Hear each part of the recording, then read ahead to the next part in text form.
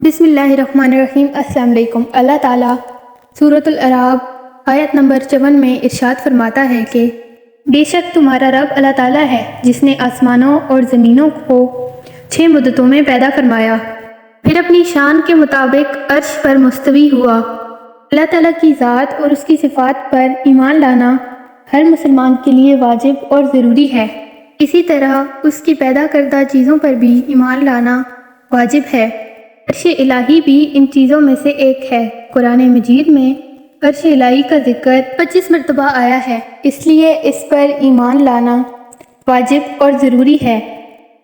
آج کی ویڈیو میں ہم آپ کو عرش الہی کے بارے میں بتائیں گے۔ عرش ایک عظیم، بلند اور نورانی مخلوق ہے۔ عرش اور کرسی پر ایمان لانا واجب ہے۔ نور محمدی کے بعد اللہ تعالیٰ نے جو پہلی چیز پیدا کی وہ عرش ہے۔ عرش تمام مخلوقات میں سب سے بڑا ہے۔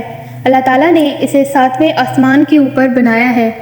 آپ صلی اللہ علیہ وآلہ وسلم نے فرمایا کہ جب اللہ کریم سے مانگو تو جنت الفردوس مانگو، کیونکہ جنت الفردوس کے اوپر عرش ہے اور اسی سے جنت کی نہریں جاری ہوتی ہیں، یعنی جنت کی چھت عرش ہے۔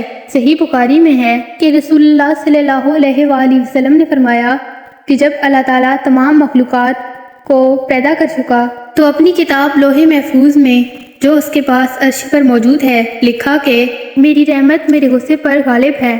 عرش کس چیز سے بنا ہے اس کے بارے میں مختلف اقوال ہیں، ایسا کہ نور سے بنا ہے، بورڈ سے بنا ہوا ہے اور سرخ یاقوت سے بنا ہے۔ امام ابراہیم بجوری فرماتے ہیں کہ اس کے بارے میں ہمیں حقیقی طور پر کوئی علم نہیں ہے، اس لیے اس کے بارے میں حتمی رائے قائم کرنے سے بہتر ہے کہ ہم خاموشی اختیار کریں۔ اس کی حیت یعنی شکل و صورت کے بارے میں تحقیق ہے کہ یہ گنبد نما ہے اور یہ جنت کی چھت ہونے کے ساتھ تمام مخلوقات اور دنیا کے اوپر سایہ فگن ہے۔ اس کے 4 ستون ہیں۔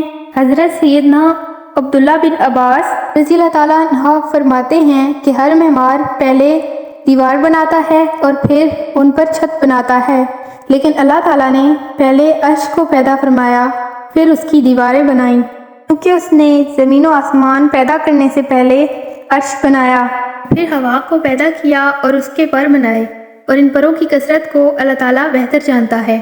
پھر ہوا کو حکم دیا کہ وہ پانی کو اٹھائے۔ اللہ تعالیٰ کا عرش پانی کے اوپر ہے جبکہ پانی ہوا پر ہے۔ اس کے بعد اللہ تعالیٰ نے عرش کو اٹھانے والے فرشتوں کو پیدا فرمایا۔ اللہ تعالیٰ کو عرش اور کرسی کی حاجت نہیں، بے شک وہ ان سے پہلے بھی تھا۔ ہمارے پیارے نبی حضرت محمد مصطفیٰ صلی اللہ علیہ وآلہ وسلم فرماتے ہیں کہ اللہ تعالیٰ نے زمین و آسمان پیدا کرنے سے 50,000 سال پہلے تمام مخلوقات کی تقدیریں لکھ دی تھیں۔ اس وقت اللہ کریم کا عرش پانی پر تھا۔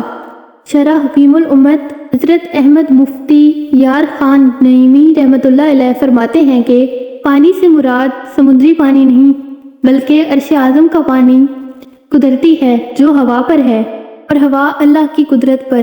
عرش اٹھانے والے فرشتے ابھی 4 ہیں۔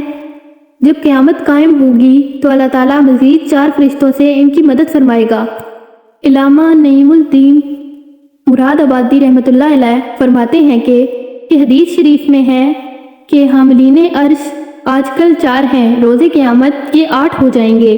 حضرت ابن عباس رضی اللہ تعالیٰ عنہ سے مروی ہے کہ اس سے ملائکہ کی 8 صفیں مراد ہیں، جن کی تعداد اللہ تعالیٰ بہت بہتر جانتا ہے۔ ہمارے پیارے نبی حضرت محمد صلی اللہ علیہ وآلہ وسلم نے فرمایا کہ 3 چیزیں عرش کے ساتھ لٹکی ہوئی ہیں، جیسے رشتہ داری یہ کہتی ہے کہ یا اللہ میں تیری وجہ سے ہوں، مجھے نہ توڑا جائے، اور امانت کہتی ہے کہ یا اللہ میں تیری وجہ سے ہوں، مجھ میں خیانت نہ کی جائے، اور نعمت کہتی ہے کہ یا الہی میں تیری وجہ سے ہوں تو میری ناشکری نہ کی جائے۔ حدیث مبارکہ میں کئی ایسے اعمال کا ذکر آیا ہے جن سے عرش الہی ہلنے لگتا ہے۔ نبی کریم حضرت محمد مصطفیٰ صلی اللہ علیہ وآلہ وسلم نے فرمایا کہ جب فاسق کی تعریف کی جاتی ہے تو رب تعالیٰ غضب فرماتا ہے اور عرش الہی جنبش کرنے یعنی ہلنے لگتا ہے۔ فرمایا کہ شادی کرو تو پھر طلاق نہ دیا کرو، کیونکہ اس سے عرش الہی ہلنے لگتا ہے۔